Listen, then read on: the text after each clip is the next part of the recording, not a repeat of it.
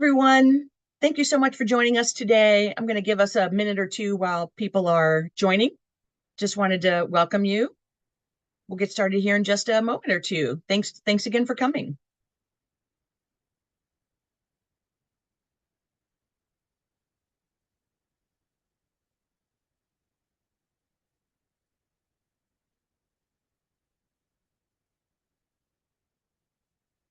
If you're just popping in, hello, welcome. Just having a few moments here as people are joining us. So I think you'll see a little poll on your screen, but happy to have you with us today, and we'll get started in just a moment or two. Thanks so much.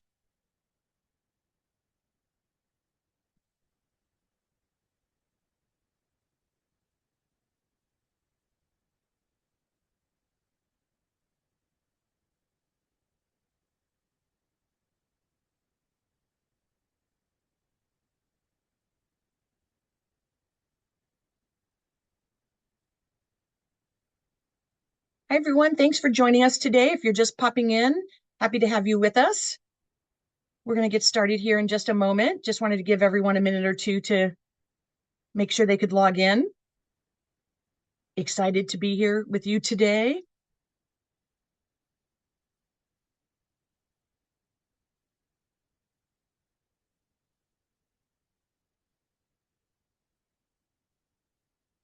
Okay. How about we start rolling here together? Again, I'm so glad you're with us. My name is Andrea Satariano, and I am the Director of College Counseling at ESM Prep, Guidewell Education. And so happy you're here. I know this is a big topic. My background in working in high schools around the country for the last 27 years, and prior to that, working on the college admissions side, where I read all of these essays for many years. I think I will bring to you a lot of insight that I hope you find helpful and calming, and kick this season off on a good note, because I know that the Common App personal statement is a little scary, but I'm here today to help you understand more about what it is, how to approach it, and how to make the most of it. All right, let's get started. So first, I think it's important that we understand what the Common App personal statement actually is. So in the Common App application, the platform that most high school students are using to apply to the overwhelming majority of colleges in the United States, offers the opportunity to write an essay, a personal statement, they call it, that has a maximum of 650 words. It's about a length of a page. Most students have written this type of work for homework assignments. The prompts change from year to year. They tend to keep similar ones, but every other year or so, they're changing up the prompts. The prompts from this year have already been released, so we'll talk about that in a moment. But there is always an option of topic of your choice. So if you're a student joining us, a junior, or if you're the parent of a junior or guardian, there's always an out. If the first 6 or so prompts don't resonate, they can go with a topic of your choice. There is no preference by college admissions committees given to any of the prompts. They are all the same. They're all weighted equally. So sometimes I know students get anxious about choosing one that might seem a little more in depth or a little more challenging to tackle. It's just not true. Any of the prompts that resonate well with the student is the one they should pick and go with. This essay is really the biggest opportunity in any applicant's file to stand out, for the college to learn something special and unique and authentic about the applicant beyond what they can already see, right? An application comes in and they see a transcript, courses and grades, they see an activity list, they see some teacher recommendations, but really this is the moment for the student to really be themselves and tell their own story. So the objective, right, is, and again, there's some nuance to this depending on the type of major you're going for, perhaps, or your own personal narrative. But the essay should be thesis driven, not activity driven. And what we mean by that is we're not taking an item off your activity resume and just solely talking about that.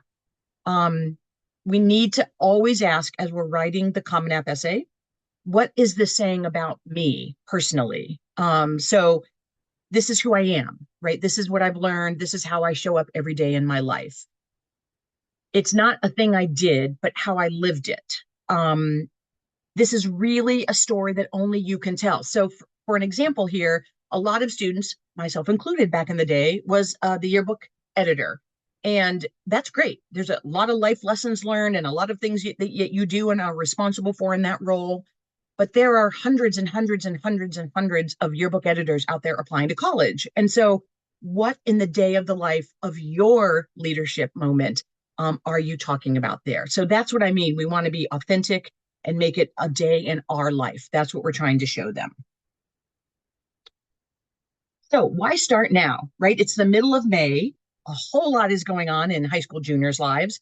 Final exams, AP exams, end of school year activities, lots of things are happening. But time management is absolutely the key to navigating the college application process and maintaining your sanity. And this specifically includes why start the Common Application essay writing now versus later. So here's a timeline that's important to keep in mind. The Common App itself has already published the prompts for the class of 2027, so they're already available. The Common App itself, it rolls over from the current senior class, the students who are graduating right now in the next couple weeks, it rolls over to the class of 2027 on August 1st. On August 1st, all of the colleges start populating their own individual supplemental essay questions into the Common App. So you can't log in today and see a college's supplements for next year's seniors, but you do that after August 1st. So that means students really need to focus on writing those supplemental essay questions that are specific to their college list in August, September, and October. This is all, of course, leading up to the early application deadlines of November 1 is the most common, November 1, November 15. The overwhelming majority of students in the country are applying somewhere in that early time frame. So you really want to set aside August, September, October for brainstorming and drafting and editing the supplemental essay questions that colleges on your list will ask. Not every single college has a supplement, but most of them do, and most of them have more than one. So if you have 10 to 12 colleges on your list, you could potentially have 10, 15, 20, 25 supplemental essays ahead of you. So we want to bank that time for those supplements in August, September, and October. That means June, right now, May, June, July should be spent thinking about the personal statement, the Common App essay, looking at the prompts, brainstorming a couple ideas, going back and forth, choosing one ultimately, and drafting this before August 1 begins. Now, think about what you, students, or you, your family, are doing between today and August 1.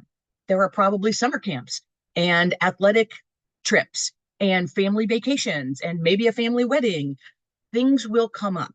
So really focusing now on what those topics are, narrowing down the choices, selecting one or two, and starting that brainstorming and drafting process will really be crucial so you can navigate this all in a very timely manner.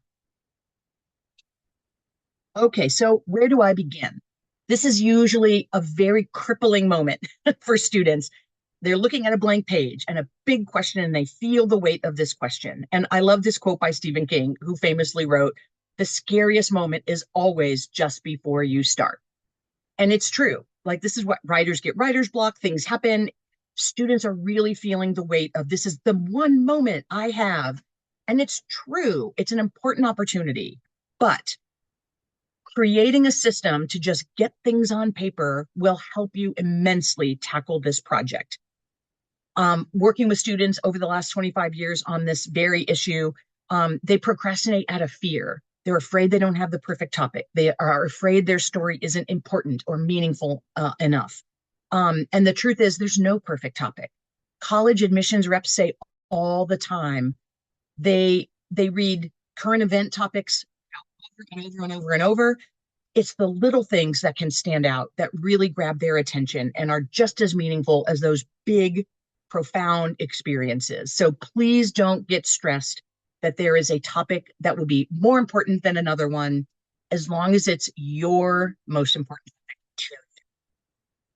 Okay, students very often tend to write about what they think admissions committees want to hear, right? They want it to be impressive.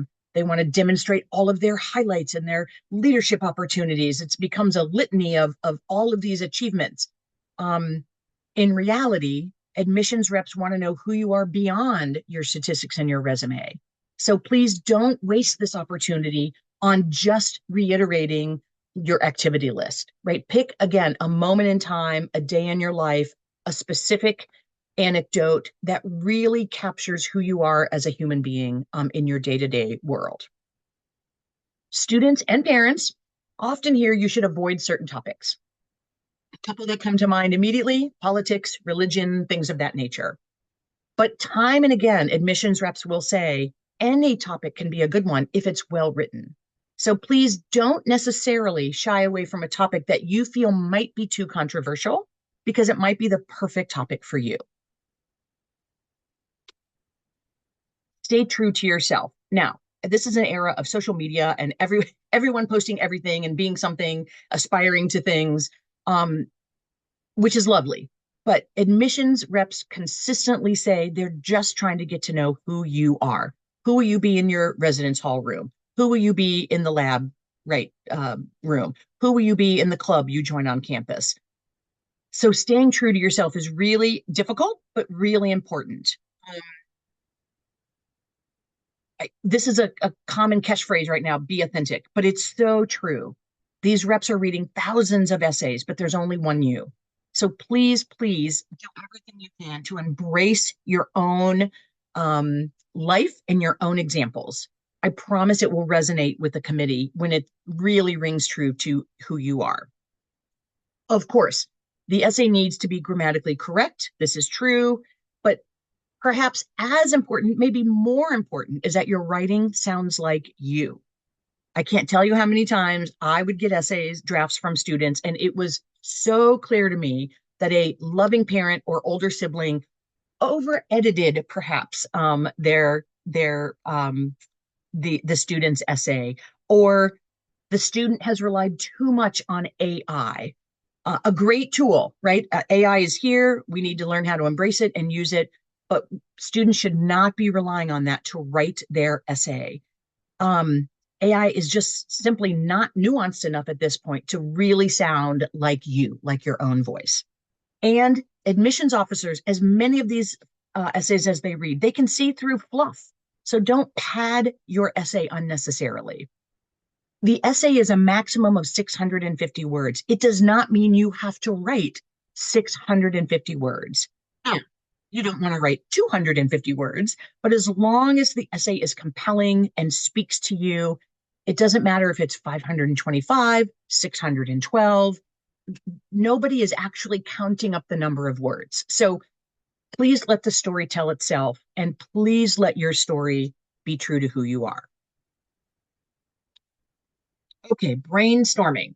So this is also a scary thing, I think, for a lot of high school students who don't normally have to do this sort of reflective writing. Most students can, crank out an English paper or a history paper the day before it's due, and it's amazing. This kind of writing is not like that kind of writing. So to start fresh, my recommendation is create a Google Doc, copy all of the Common App essay prompts into it so you can see them clearly and organized. I always ask my students to read through each prompt, every single one of them. There's typically 6 or 7. And immediately take a pass at which ones sound interesting and which ones sound awful. And yes, it should be that apparent. A couple will be like, oh, that could be good, or ooh, no way. So that's first pass. Copy them all in, do a quick read through of each one. As the ones that are sounding interesting to you, start making simple bullet points or notes under them. Anecdotes that might connect to the topic. Come up with as many as you can, but don't push yourself to write the draft, right? We're just capturing immediate thoughts regarding each of those couple prompts that you are finding interesting. Don't limit yourself in terms of the timing of events. I think some cautionary tale of don't write about yourself in middle school. But if there was a moment that was transformational, set you on an interesting path of a hobby or an interest or a passion, that can be a pivotal moment in an essay. So please don't shy away from digging to your past and thinking about other examples that might blend into this longer story. I always think it's fun and interesting for the students to take those prompts and show a parent, show an older sibling, show a favorite teacher or a trusted adult, have them read through the prompts and share which one or two they think sounds interesting for you. They might have a memory that you haven't thought of, and that might play in nicely, right, to one of the topics. So don't shy away from reaching out to others at this initial stage of selecting the prompt and beginning the brainstorming process. I always encourage students to give yourself the space to let your ideas marinate. So you've gone through the list, you're making some notes to yourself, put it away, right? Go on, do some other homework, go do a couple other things. In a day or two, come back to the list, read through them again, see if you can add more bullet points at that point, see if you can expand on some of the items you've already written down. This is how you begin to see patterns evolve, and that might help you choose one topic over another. Okay, now the draft work. So we've gone through the prompts. We have developed some bullet points over 1 or 2 or 3 sessions of just writing things down. Now comes the drafting. And so students, again, who are so used to, cranking out papers on a strict school schedule, they're good at that. They know that. They anticipate that. I don't want any student going into this Common App essay anticipating writing it in one night and having one draft and being done. Writing at this kind of level is a process. And so all the students should expect to spend time drafting multiple versions of this topic. Time and again, I've had students come in with drafts. We've given feedback. I've highlighted some things. I've questioned some things. They've gone back. They come back with a slightly different version. Even by version 3, they're crumpling up their, paper, if they had real paper these days, crumpling it up and saying, this isn't feeling right. I have to start over. So please don't expect to be one and done with this Common App essay. It's common actually for students to choose 2 topics and say, I'm not really sure yet. And let's start on both of those and develop those bullet points and develop those rough drafts, outlines for 2 different prompts. Again, after you've gone through them 2 or 3 times, you've talked to somebody about them, it might naturally emerge that one is feeling more natural and better to you. So don't be afraid to quit a prompt, even if you feel like you're a draft into it. This should not feel forced. There's no right or wrong way to draft, to make an outline. So I have students sometimes who get paralyzed by, I can't come up with the perfect opening line, so they can't do anything else. My advice is looking at those anecdotes and those prompts, let that guide what you're working on as you're writing. So don't be afraid to take that anecdote and work on the middle of your Common App essay. Oftentimes I'll have students come in with a draft and I'll look at their opening paragraph and I will circle it and draw an arrow down and say, this is your closing. This is strong. And so now they have to go back and we have to re-envision how to open it, because now the beginning has become their end. So you can edit a bad draft, but you can't edit a blank page. So just start putting things on paper. I promise you, even if it's 1 sentence and you put it away and you come back 2 days later, start again. I understand that crippling fear of getting started and feeling that pressure, but I promise if you break it into small chunks, it will go more smoothly.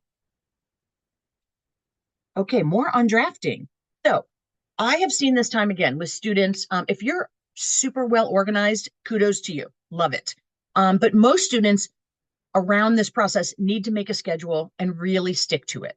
So I don't know if you have an app on your phone with a calendar, Post-it notes, a bulletin board, a notepad on the refrigerator in your kitchen, whatever works for you. Find a way to identify working dates and stick to those. The best place to start is to pick a due date for yourself and work backwards, right? So we earlier talked about August 1, when the Common App opens up all the other supplements. So let's pretend August 1 is your due date, right, for your Common App essay. You want to work backwards. Look at your family's calendar. Do you have a trip? Are you doing 2 weeks at summer camp? So you want to work backwards, and you'll be amazed at how short the runway actually is between today and when you want your Common App essay to be basically finished. Don't force yourself to sit for hours on end and stare at a blank screen. I tell students start with 30 minutes, even 15 minutes, and literally put it on your calendar. Make it Tuesday at 7 p.m., Sunday at 4 p.m., whatever it is, put it on the calendar and sit down and do it.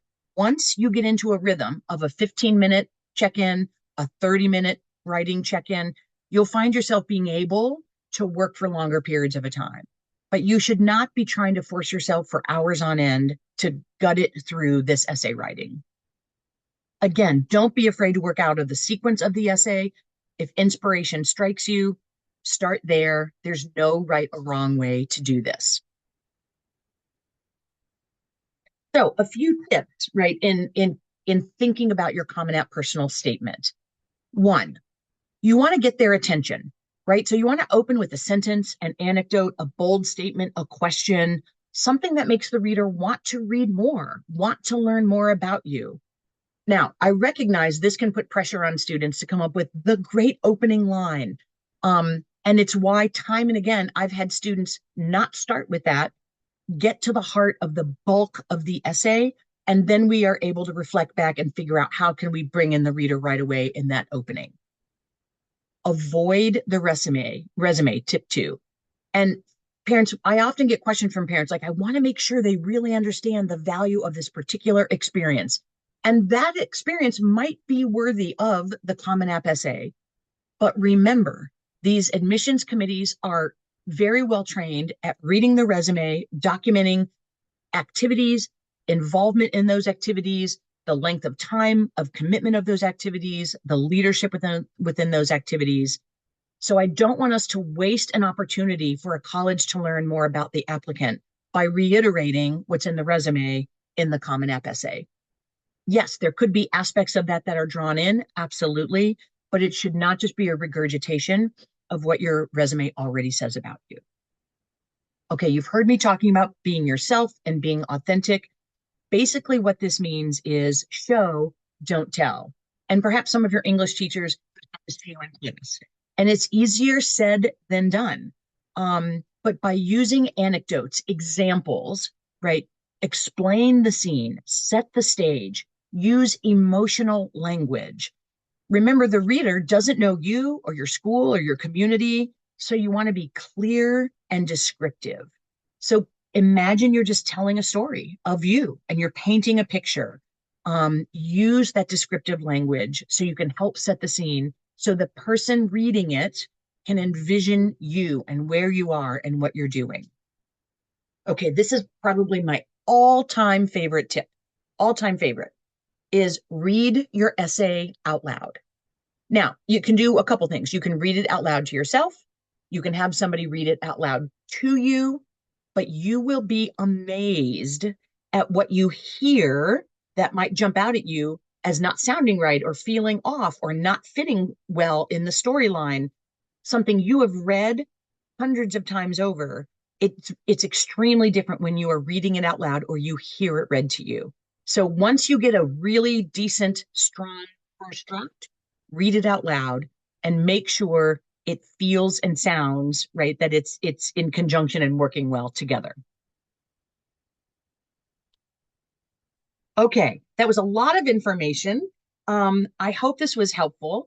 One of the things I will say, sort of in wrapping up, is the essay piece is always read right by an admissions committee. A typical process in the admissions review is it's almost all digital now. They're reading screens. They have a transcript on one page. They'll see the resume and activities summarized on a page. They're going to see your letters of recommendation. They're going to spend time on the essay. And they're going to read it and make comments. And almost always a second reader will be reading it as well. And those notes all get discussed and compared in committee. And that's how the process goes. So you have multiple opportunities for that essay to be read and reviewed by the admissions committee. And this process, I think students really, really worry about. This is a make or break moment. And I would say I've never had an applicant not be admitted or get denied because of the essay, but it is the one opportunity where you get to really stand out as yourself. You really get to be yourself. And I think that's the best advice any of us can give you at this stage is get yourself a plan, map it out, get started, and then let the writing flow and trust yourself in terms of your voice and your story. Great. I hope that was helpful. Um, I am looking right now. So I do see a quick question here. Um, Please elaborate on how to balance the not over editing advice with the don't crank out in one night. So how do you find the right balance? This is an excellent question. And I would say really, and a lot of students can write, quickly and well, but because of this process, being so authentic and so engaged, it's important to get something done in stages. So my best advice is again, make a writing plan, make a writing schedule, and stick to and don't force it. Don't force yourself to write too much. Don't force yourself to write too fast. If you open up your Chromebook and stuff starts flying out and you have a draft, wonderful. But I have found from experience that is not the typical process for most high school juniors who are getting started on this process. So again, my best recommendation is break it into chunks, approach it as a fun opportunity to share about yourself and not fall into the trap of I have to have this perfect and I have to have this done overnight. Okay, everyone, thank you so much for joining me today. I hope you found this helpful. All of us here at GuideWell are here for any additional support or questions you might have. So I hope you have a great rest of your week heading into the weekend. And thank you again for joining me today and for your time. I wish you all the best. Take care.